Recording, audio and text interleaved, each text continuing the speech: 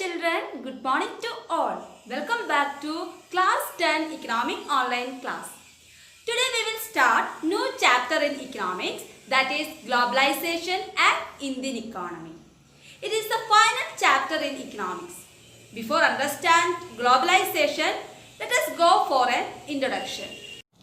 Earlier, that is 20 years ago, on Indian roads we could see only ambassador car. The ambassador car was considered as the most privileges and luxurious car. And most of rich people used ambassador car and few of them used Fiat car. But today we can find the various varieties of brands of car starting from Rolls-Royce, Suzuki, Toyota, Hyundai, etc. From this point we can understand that before 1990 we have only the Indian product coming into the Indian market. But after 1991, that is after the introduction of new economic policy of liberalization, privatization and globalization, India has been a rapid change or transformation in day-to-day lives of people, and there is availability of wide variety of international product in Indian market. Many international companies came to our country.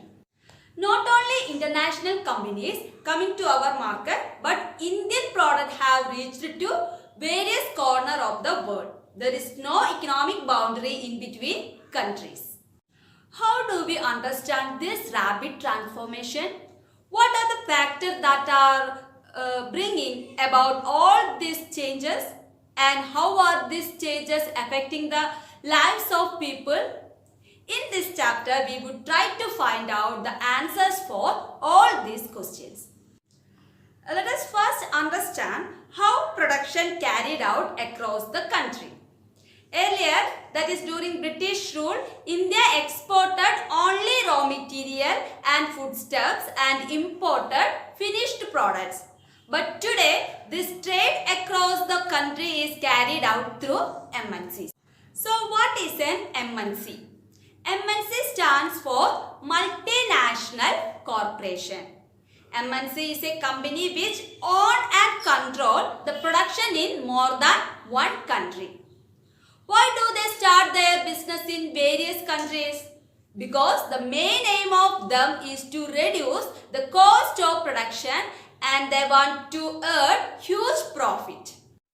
In order to earn more profit, they first of all try to locate the place where they get raw material at very less cost, labors at very less cost, and also they look at the closeness to the market. All these criteria which are used by the MNCs to spread its activities in various countries. Let us explain it with the help of an example. If you take a car company which is manufactured its product all over the world, that is it's a MNC. But designing of car is done at US. After designing of car, the designed parts are manufactured in China and this shipped to Mexico and Eastern Europe. Here this product are assembled and finished product are sold all over the world. The complaints about the product are rectified through customer care centers that located in India. So from the example we can understand that US provides skilled engineers for designing the car. Afterwards we all know that the most of cheap or less cost goods are produced by China. So designed goods are sent to China. After manufacturing goods at less available cost, these are shipped. We have learned sea transportation is the cheapest mode of transportation and can carry bulky and huge amount of goods. So, through ships, these goods are sent to Mexico and Europe. These are the place where the assembling of part is done at very less cost. And it is the place where very closeness to the market in Europe and United States. That was today's session. Today we have discussed about the topic production across the countries. Mainly it is done by MNCs. MNCs means the company that owns or control production more than one nations in order to get more profit. So children, you have to watch the URL attached with this video, attend the test paper and download your notes and learn it well. Thank you children. See you in the next class. Bye. India has educated English-speaking youth who can provide customer care services.